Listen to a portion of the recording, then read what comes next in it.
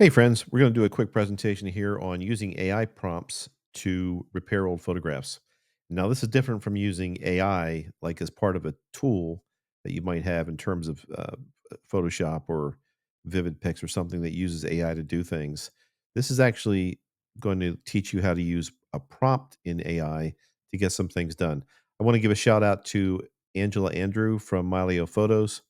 Angela basically showed me how to do this. She did a presentation. She does coffee break things every week. Love my Leo photos, but I want to try it myself, and that's what I'm going to share here with you. So the first thing is we're not going to be using scary AI. This is not the type of AI we're going to use. We're going to use very simple, very gentle artificial intelligence to do what I'm going to show you. And the goal is to repair two tintypes. Tintypes, for those of you that may not be familiar with it, is a type of photography technology that was popular in the late 1800s. They use an emulsion process to put an image on a metal plate. So these are actual metal plates. That's why you can see some of the rust that's on them. And these were not particularly well cared for, but I found them in an antique store, and I'm kind of a collector of tintypes. If I find them interesting, or particularly if you can see the people clearly, which you can in this case. So that's why I got these, and I'm going to go through the process for restoring them a little bit here using AI prompts.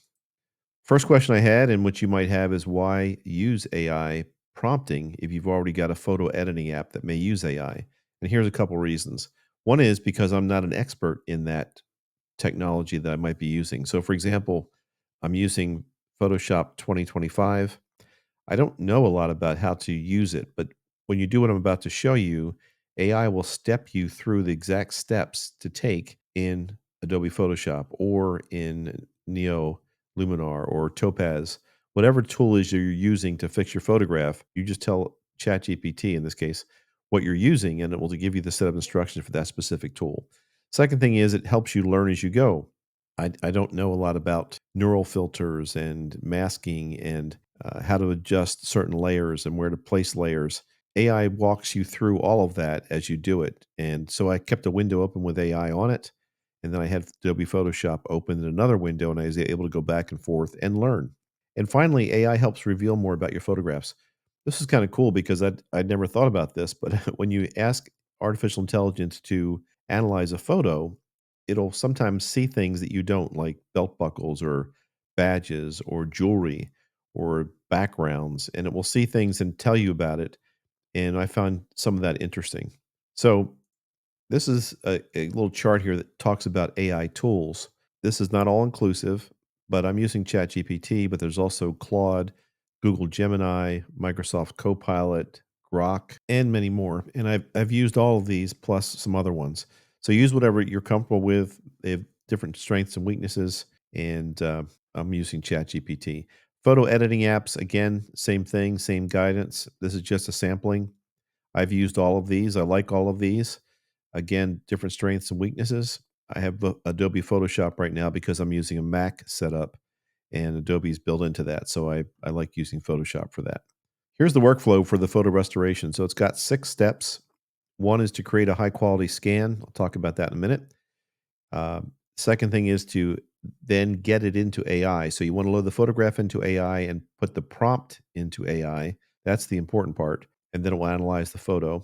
The third step is you upload the photograph, the highest quality photograph you have, the highest quality digital copy of that photograph, into whatever tool you're using. So in this case, I uploaded the highest quality digital photograph I had into Adobe Photoshop. The fourth step is you then follow the process, perform the edits. So you just work step by step through the output that came to you from ChatGPT. And then 5 and 6 are exporting and saving and sharing the photographs. That's the fun part. So here's step one, create a high quality scan. As I mentioned here in the slide, different scanning apps capture varying levels of detail, and that data that it gathers is kind of expressed in the size of the file. So a general rule of thumb is the larger the file, the more data that your application was able to capture, and therefore there's more data that your application can work with when you're editing the photograph.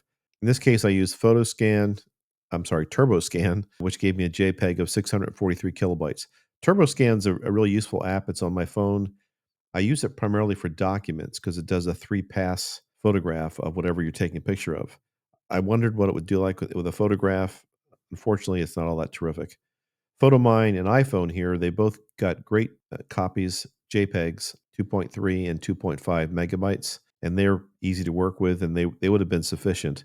But I also did a HP flat top scan. I've got a HP printer. I just used the scanner. I scanned it both black and white and color, and this is the color scan, so it gave me more data. I scanned it at 1200 DPI, which is the highest resolution you can scan it at, and I ended up with a PNG file of 21.8 megabits. Huge file. PNG is another format that's terrific. It gets more or can hold more data than JPEG. I tend to want to work in PNG files when I can because there's more data. Finally, I went back to the iPhone, and my iPhone can shoot in what's called RAW. RAW photographs contain a ton of data, and you could have done this with iPhone, or you could have done it with a professional camera, DSLR, or mirrorless. And they also shoot in RAW. And those files tend to be professional cameras. You're talking about 55, 75 megabits. But my iPhone shot 22.9 megabits, and it produced a file in .dng format. So that's why DNG is there. And here's what I did with these. So the second step was to load into AI, ChatGPT, the photograph and the prompt. The photograph I picked was the one you see here, the PNG file. Now, I might have been able to upload the raw DNG. I don't know, but I know for sure that Adobe takes in PNG. There's very little difference in terms of size. So I used the PNG file and it took that just fine. I did a prompt that I put into ChatGPT. You'll see that here in a second. Here's the ChatGPT screen, a lot of white space, but this is what it looks like. So down at the very bottom there where it says ask anything, I know this is hard to see. You click the plus sign down there, and that's how you add the photograph, and then you actually type in or cut and paste the prompt. Now, I'd recommend you cut and paste. I used part of Angela's prompt from her presentation on Mylio, but I also did something else I'll show you here. Here's the prompt. So this is a very detailed prompt, by the way. So I took Angela's prompt that she had used as part of her presentation, and then you can go into Chat GPT and ask it what to ask, what you should ask it. So I said something like, I'm going to give you this picture. Here's the picture.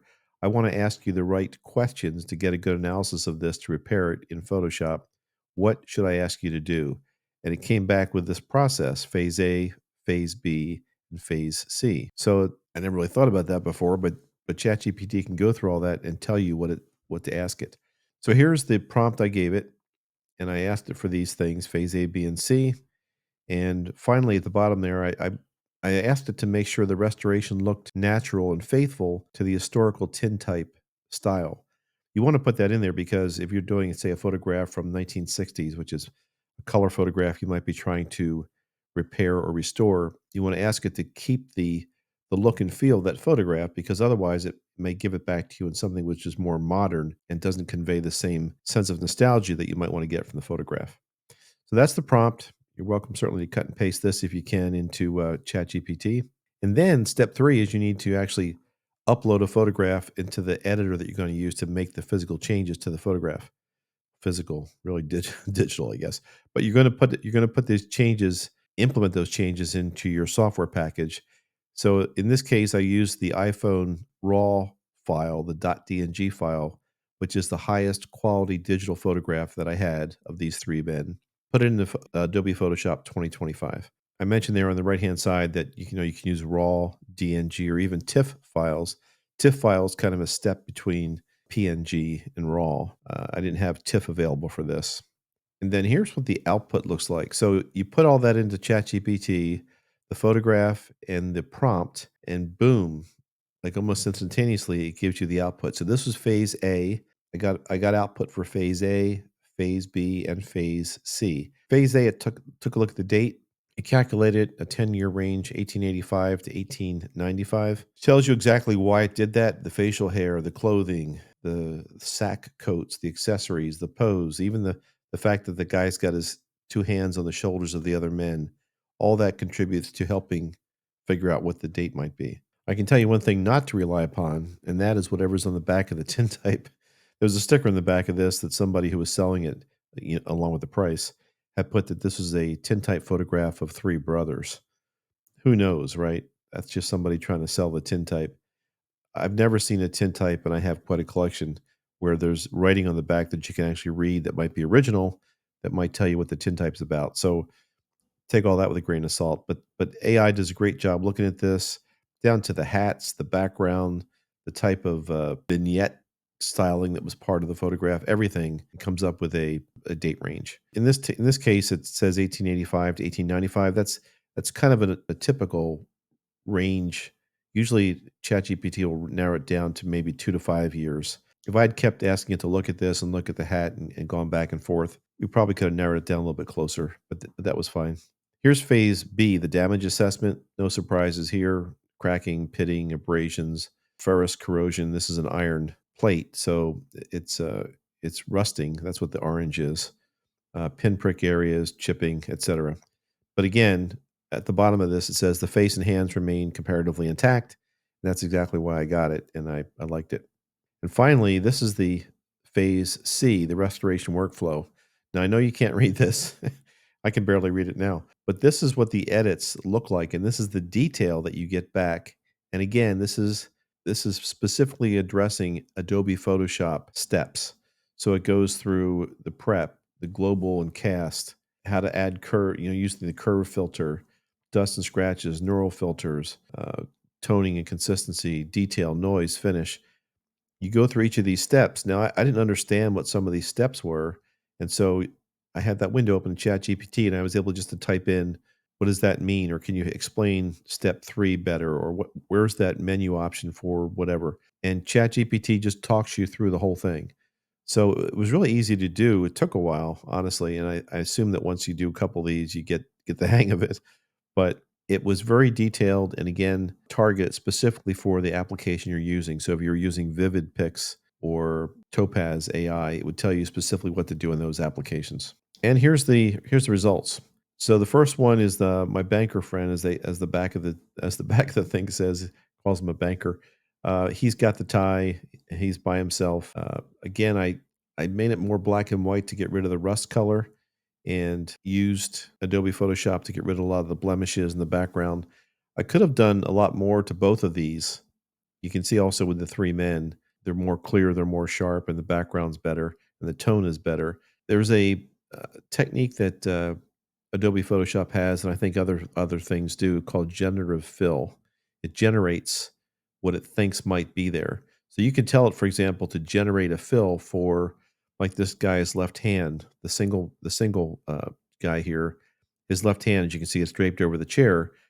I circled that or selected that, and I told Photoshop to generate a fill for that. It did an okay job, but his little finger looked weird. The nail was facing to the side, not the top. And I've heard and read that AI is still not quite there in terms of generative fill for like human beings. It might do a good job with leaves or background or grass, but facial features especially not very good. Angela mentioned in her presentation that she tried it with some of her relatives, and if you knew who was in this picture, for example, that was Uncle Bob, the banker, and you told him to restore part of his face, pretty soon it looks like a completely different guy. So AI will do what you tell it to do, but it does change people's facial features. And if this is a relative of yours, obviously you don't want to do that. So I experimented with generative fill, but not a big fan yet. I might have used it for part of the background where the rust is on the three men, but basically I just did the filters, the blemishes, the scratches, tried to eliminate all that stuff. And finally, once you're done that, you can export. I exported from Adobe Photoshop, the highest quality photograph I had, but exported it into some of these things. You'll recognize a lot of these as genealogy websites. So Ancestry, Family Search, MyHeritage, up in the upper right there, Family Tree Maker. Those are all genealogy sites. And I have pictures in all those of relatives.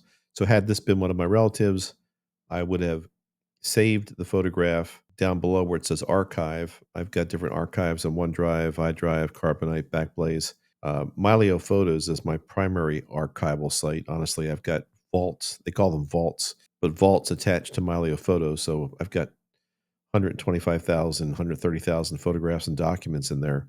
But I would share with my family and friends and relatives. I would share my ancestry or share my family search, share the pictures that I have that way. And of course, you can share through OneDrive or iDrive or Dropbox or Mylio. That's the fun part when you get to share a cleaned up photograph with a family member. So that's the process. That's kind of just using AI prompts to do this. Again, it's just another technique that you can use with AI. I invite you to check out my website at mylegacycloud.com, where I have a blog site. This is obviously this is going to be a blog on that website, but there's other things I do there in terms of dating pictures and loading pictures. And as I mentioned before, I'm a big fan of Mylio Photos and Photomyne. I use them probably more than anything in terms of capturing, inputting photographs, and then storing and saving them. That's it.